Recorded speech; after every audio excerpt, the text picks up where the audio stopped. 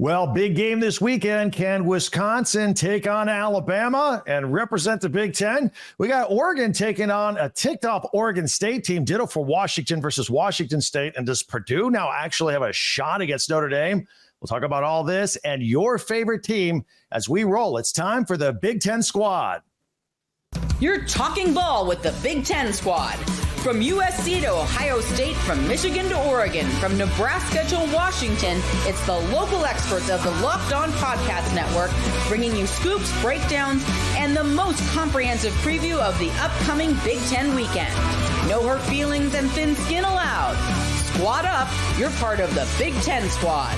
Welcome to the Big Ten Squad. I am Craig Shemon, host of Locked On Big Ten, and today's episode is brought to you by FanDuel. Now through September 22nd, all FanDuel customers can bet $5 and get a 3-week free trial of NFL Sunday Ticket from YouTube and YouTube TV. Visit FanDuel.com/LockedOn to get started. All right, we're going to introduce you to the squad, and we got more people coming as well. Jacob Goins from Locked On Hoosiers is with us, coming off a big game last weekend. We'll get into that. Hoosiers are taking on UCLA. We'll get into that. You see in your bottom corner, Zach Anderson, Yoxheimer. We also have Roman Tomashoff from Locked On Huskies and Jay Stevens, where everything's fine at Ohio State and Locked On Buckeyes. And I encourage all of our listeners to check out these guys, subscribe and follow. They're working hard for you, covering your favorite team every single day. Jay, I'll start with you. A little bye before Marshall coming up. I guess right now Ohio State's just its own opponent. Stay healthy and then get into the meat of the schedule later on. But everything's on cruise control. Pretty much. They played in a way week 2 that people believe they could play, but it's one thing to believe you could see something. It's another thing to actually see it. Western Michigan was not able to do anything, running the ball, doing it through the air. Ohio State's defense set the tone early. And then Will Howard has complete control and command of the Buckeyes offense. You add in Chip Kelly's addition and added wrinkles to the Buckeyes run game. The offensive line took a massive step forward as well. Even you know there are new guys on the O-line. Then Jeremiah Smith, what can you say? The true freshman is coming in. I believe he's going to break Chris Carter's Ohio State freshman receiving records this year because Jeremiah Smith is just different. He has the trust of every Buckeye player, has the trust of the quarterback, and a shutout in week 2, that feels pretty good. I'm going to ask you, because going into the season, I thought, look, it's Ohio State and Oregon and everybody else, and it was going to be interesting. Now it seems like Ohio State, and that's it. I mean, Oregon, we'll get into this later on the podcast here today. I mean, they're winning, but they're 0-2 ATS, if that's important to you. But who do you look at as the main team that's going to come up and compete with Ohio State this year after we've seen 2 weeks of play? It's interesting because I still am a person that probably thinks it's Ohio State and Penn State as those two teams there. However, there is a gap. Like, there is a gap between those two. I was kind of in a wait-and-see mode with Michigan. That's what we saw last weekend and really the first couple games this year. I thought Michigan would have to play really, really, really good. I mean, better than people thought they would to be a contender for the Buckeyes in the conference championship game. That's not going to happen. USC maybe. I mean, that's an only other school. Yeah. But right now, Ohio State's playing so well. There is a decent-sized gap between the Buckeyes and the other 17 teams in the conference. Here come the Hoosiers. Here we come. Here we come. Yeah. Yeah. I was waiting on somebody to say it, so I figured I'd go ahead and do it for you. It's not basketball season. Listen, you scored more points on Friday night than you did the entire previous season combined. Breaking records out here, Craig. Breaking records. 1901. Well, let's get into it. So you got the 77-point game on Friday. And now you're going to UCLA. Zach, let's get you two going here because I know Indiana is extremely excited about this game in the Rose Bowl. I've said on the past broadcasts, podcast as an Indiana alum, we're counting this as a Rose Bowl appearance, baby. So what do you have to say? Take it when you can. Why is Indiana so excited about beating a directional Illinois that hasn't won since like 2 years ago? Like, what is so excited about putting 77 on a team that doesn't know what victory tastes like?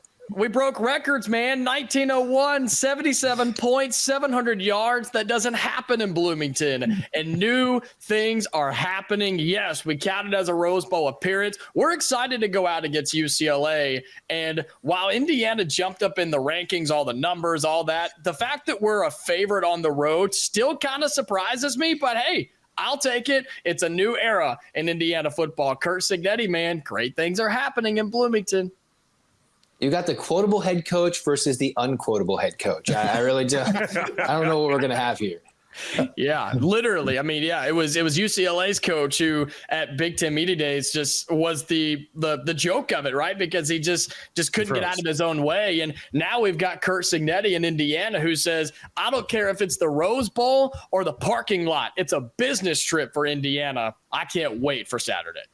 All right. And Zach, you guys coming off that little vacation at Hawaii, so I don't know if you guys are going to be focused. The only vacation I had was playing EA College Football 25 for the first time this weekend. I don't know if it was a vacation in Hawaii. It was a hard-working, hot Saturday 2 weeks ago when they played the Rainbow Warriors. If they get things working, they get a healthier offensive line, they should look a lot better against Indiana.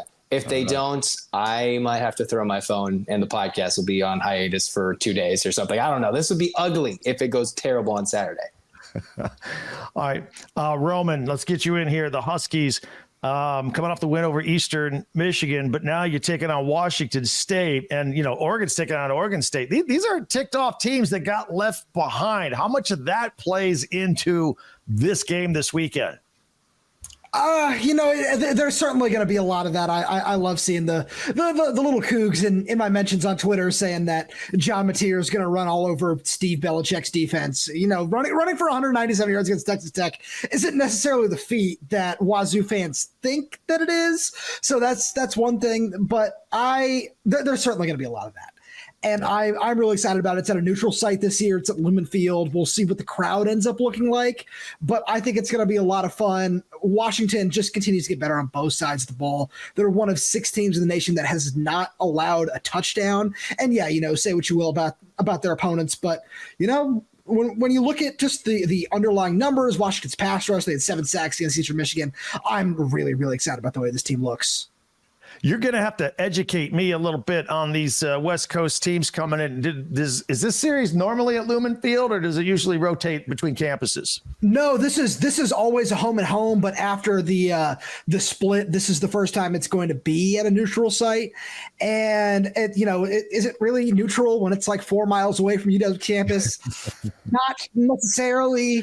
But I still think it's going to be a lot of fun. And, we're talking to Carson Bruner of Denzel Boston today. Denzel Boston quoted a former UW center, Nick Harrison. We don't lose to no Cougs around here. They've played twice in the last 10 years, I want to say. It's a fun rivalry. All right. I want to get all of your take on this since we got Jay here with Ohio State. And, I don't know if it's Ohio State in Oregon. He says he still has respect for Penn State, still maybe USC. How about you guys? Who's like the next team that's going to jump up there? Or maybe you still think it's Oregon once they get their act together. Jacob, let's start with you and let's go round robin on this. Who's competing with Ohio State this year? I mean, it should be Oregon, right? It should be, like you said, if they get it together and they figure it out offensively, defensively, just kind of all the way around and decide to beat the teams they're supposed to the way that they're supposed to. Yeah, don't overlook it. I think it's Oregon. I'm still not sold on Penn State. So, yeah, give me the Ducks. All right. Roman? Oh, you're talking to me? Sorry. I was just as confused as Dylan Gabriel against the Blitz. I got to go with Penn State here where if Drew Aller figures it out, same thing. I love the way that their defense still looks. And I'm really excited about guys like Abdul Carter putting it together. And after the way that Oregon's looked against far inferior competition, yeah, give me Penn State there. All right. Zach, what do you think? It's unique, right? Oregon struggled against Idaho. Idaho then beats Wyoming, which validates that struggle for Oregon against Idaho. And then they barely beat Boise State, who gave up like 50 to Georgia Southern the week before. Can't trust Oregon at this moment. And I don't really want to give any credit to that team across town, so I'll throw my hat in the ring over to the Penn State side for team number 2. All right. Do any of you guys think Purdue has a legitimate chance against Notre Dame at West Lafayette after Notre Dame was horrible this past weekend? Absolutely not. No. I'll speak for everybody. No. Anybody outside of Indiana? Anybody outside of Indiana? My bad. All right, fair enough. Okay, then how about Wisconsin? Any breathing chance against Alabama, or is this like a 25-point game? I mean, Alabama didn't look great for 3.5 quarters against Southern Florida. So, we can say we will. No, I think Alabama still finds a way to roll. Yeah. All right. Yeah, it's gonna be bad in Madison. They'll be hyped up, they'll be excited, but they still have a ton of talent at Tuscaloosa. And DeBoer is a good coach, believe it or not, if people forgot. So no, yeah. I think Alabama probably rolls. Okay. I didn't forget. All right, we are just scratching the surface here. We'll even bring in a few more of our friends from around the Big Ten and Locked On. We'll get some of their thoughts on some of these big games. Again, Wisconsin is hosting Alabama. It's a big one. It's at noon. And then by the end of the day, our mini Rose Bowl. And in between, Purdue taking on Notre Dame. So we got a lot to talk about. More predictions, more reaction, more trash talking. That's what we do as the Big Ten squad continues. Factor meals are great. It's the end of the day. You don't have any food in the refrigerator, any groceries. You don't want to make anything. You're tired. Factor meals is right there ready to go. Like 2 meals, 2 minutes of prep time. That's it. Very easy. It can meet your wellness goals. And of course, they have a menu full of chef crafted meals, options like Calorie Smart, Protein, Protein Plus, Keto. And they're fresh, never frozen meals. Again, you can have them ready to eat in like 2 minutes or less. It is a piece of cake. They got 35 different meals and more than 60 add-ons to choose from each and every week. A bunch of flavors for you to explore. Fancy stuff too. Filet mignon, shrimp, blackened salmon, all that kind of stuff. Very effortless, and you can just sit back and enjoy it. Head over to factormeals.com/LockedOnCollege50 and use the code LockedOnCollege50 and get 50% off your first box plus 20% off of your next month. That's code LockedOnCollege50 at factormeals.com/LockedOnCollege50 and get 50% off your first box plus 20% off your next month while your subscription is active with Factor Meals. And FanDuel makes sports even more fun. We love sports, and you got a little something on it. FanDuel is right there. America's #1 sportsbook. Check it out. We'll have a little something different for you here. Now through September 22nd, all FanDuel customers can bet $5 and get a 3-week free trial of NFL Sunday Ticket from YouTube and YouTube TV. Then with a YouTube TV base plan, you'll be able to watch every regular season Sunday afternoon out-of-market game. All you need is a Google account and a current form of payment, and you can cancel anytime. So just visit FanDuel.com/LockedOn to download America's #1 sportsbook, FanDuel. Well, let's continue with the Locked On Big Ten squad here. We got a couple new members that have joined us here. We have our good friend Trent Condon from Locked On Hawkeyes. They're still licking their wounds from this past weekend. Yeah. And Spencer McLaughlin from Locked On College Football and Locked On Oregon Ducks. Gentlemen, since you're here, I'll start with you. Trent, you get to start. You got Troy. The game this past weekend against Iowa State. I was flabbergasted at first. The first drive was awesome. Did I see 5 wides in an empty backfield? Then you got away from it, 99 yards passing on the day, and you lose the game in a heartbreaking fashion. I mean, boil this down for me. What was I looking at? Well, you're looking at Ferentz Ball, and Ferentz Ball has worked very successfully throughout the years, but of course he was gone in game number 1, and you saw the second half explosion.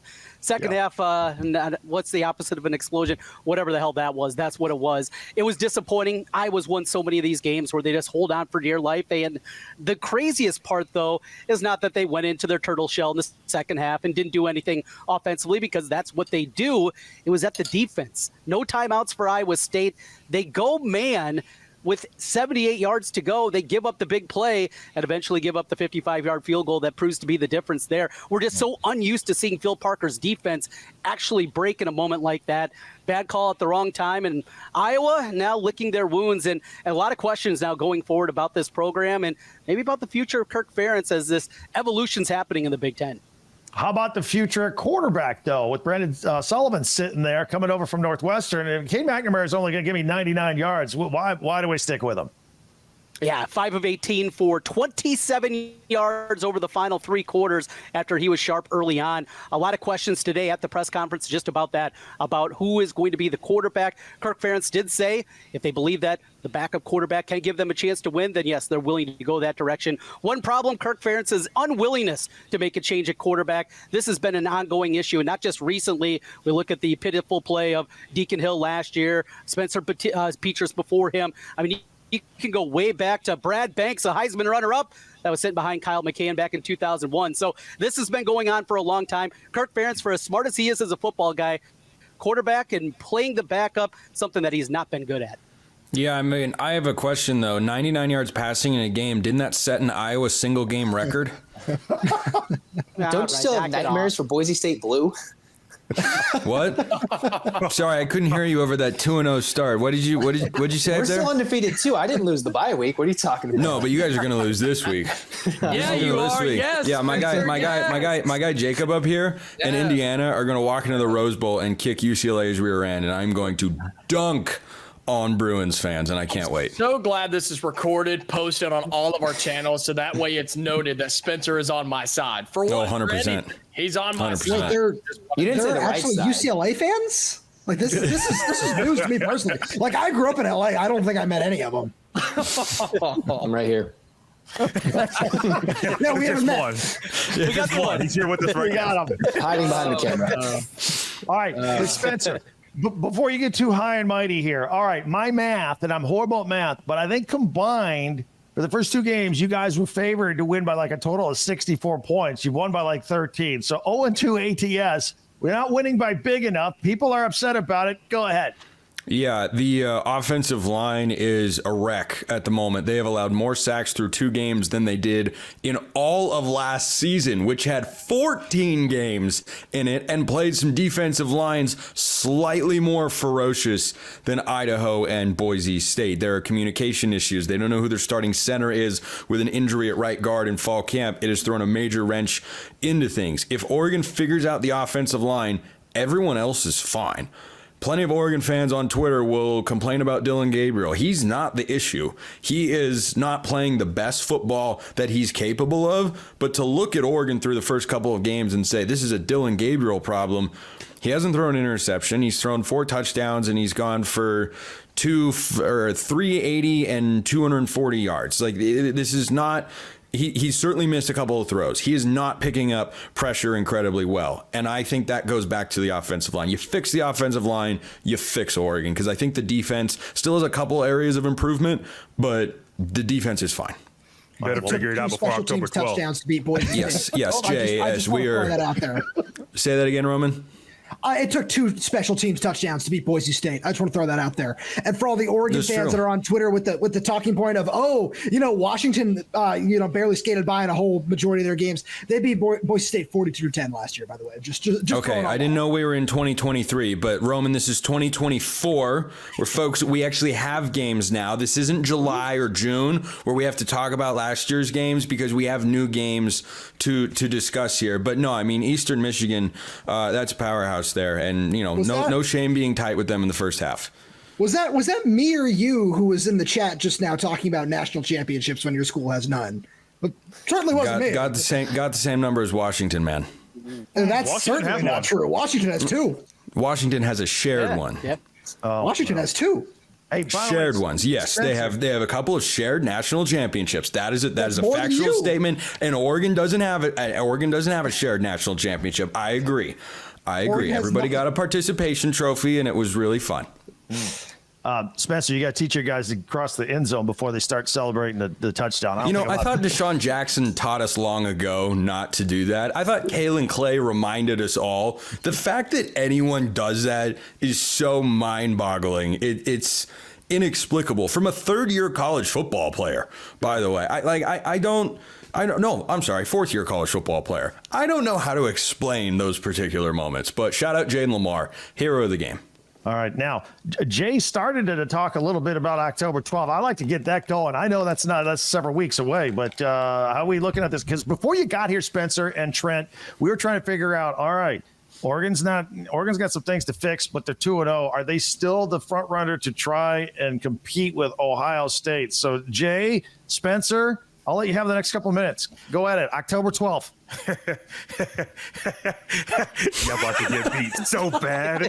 Oh, my God. It's going to be so much fun to watch. Have me on the show. Have me on whatever show you want. Can't wait. Just do my thing. And, yeah, this defensive front's playing in a way that if Oregon does not figure out the offensive line, it's going to be really bad for y'all. Yeah, I'm not going to sit here and disagree with that. We'll see if they look any semblance of better this week against Oregon State. I think the good news is that Oregon's defensive line is living up to the billing. They look good. They have looked good each of the last couple of weeks. They're winning 1v1s. They're not getting pushed around. The long runs that Ashton Genty last week can be directly attributed to the safety. Certainly there were a couple holes created by the Boise State offensive line, but linebackers and safeties with some bad run fits last week. That's got to get better against Oregon State this week. All in preparation, of course, for the Ohio State game, where you know Chip Kelly is going to run the football. He's got two great running backs. It's the best tandem in the country. And if Ashton Genty walks in and goes for 192 and 3 scores, what do you think Quinshon Judkins and Travion Henderson are going to do? Maybe a crazy college football reality will come to fruition where it's like, hey, on paper, this should happen, and then the exact opposite happens. But right now, I am not confident in Oregon's ability to stop the run because of what is behind the defensive line. All right. I want to get all of your reaction on a couple things since we don't have representation today from Isaiah and Michigan, and get your thoughts on Nebraska and where they're going after that. It was a fun atmosphere against Colorado last Saturday. We'll get some final thoughts going in to week 3 as we continue with the Locked On Big Ten squad. Stay with us. And I want to tell you about LinkedIn Jobs. If you have a small business, or maybe you own the business, or maybe you run a small office, you know, if somebody quits, leaves, fired, you got to replace them. And now you got to take time out of your job to go find the replacement for that gig. So quality professionals all over there with LinkedIn Jobs. LinkedIn Jobs has the tools to help find the right professionals for your team faster and for free. Now, LinkedIn isn't just some job board. LinkedIn helps you hire professionals that you can't find anywhere else, even if those who aren't actively searching for a new job but might be open to that perfect role. And give it a month, over 70% of LinkedIn users don't visit other leading job sites. So if you're not looking on LinkedIn, you're looking in the wrong place. So check it out. LinkedIn Jobs. Post your job for free at linkedin.com/lockedoncollege. That's linkedin.com/lockedoncollege to post your job for free. Terms and conditions apply. As we continue here with the Locked On Big Ten squad, let's get some final thoughts going into this weekend with you guys that are here. Spencer and Trent, you joined us in the second segment.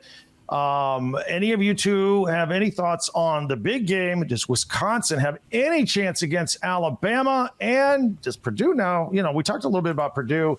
Notre Dame was a big surprise over the weekend. So there's some big games dotting our schedule here. But let's do Wisconsin and Alabama, the realistic game here. Any chance for the Badgers? Trent, start with you. No chance at all. I think this is going to be a drubbing.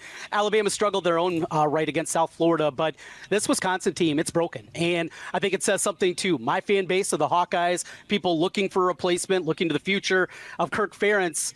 Don't go this direction. You know, there are certain teams that have to be built a certain way, and that is Wisconsin. Trying to go to this new style of offense, it doesn't work with who they can recruit, how they can be built. I think this is going to be a drubbing. I think this is going to be eye-opening, and I don't know how quickly the Badgers will be looking on, but if this is as bad as I think it can be, there's going to be a lot of murmurs already in year 2 about making a change. Wow. Spencer? I think if Wisconsin plays the way they did in the first couple of weeks, they won't have a great chance. But that doesn't mean you can't elevate your game. Look at Alabama last year, for instance. Granted, it was a different head coach, but I think a pretty good one. Mm-hmm. Bama early in the season, not very impressive.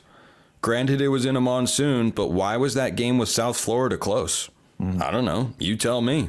It was. And then at the end of the year, they beat Georgia in the SEC championship game. Yeah. When Pat McAfee correctly, trolled Georgia fans and picked him to do so. It was the greatest Pat McAfee moment of his entire career. But I think for Alabama, this is an opportunity to put the rest of the SEC, particularly the fans, on notice, because through 2 weeks, you beat down Western Kentucky. All right, that's kind of what you should do. You're unimpressive against South Florida, but you showcase the potential in the fourth quarter. I think that for Alabama, if they go in and win this game like 30-13 and they cover that 15-point spread, I think the rest of the SEC will go, oh boy, here we go again. Here comes Alabama. Let's talk about Michigan, guys. Last year, both Texas and Michigan were in the Final Four college football playoffs. They were all up here, elite. I think Texas is still here. I think Michigan has some significant drop-off. I thought they'd be better than people expected, but they've got a lot of broken pieces right now. Jacob, I'll start with you. Your thoughts on where Michigan is, and can they bounce back and be good this year? Look, I'll be honest, going into it, I picked Texas to win. I picked Texas to win in a landslide.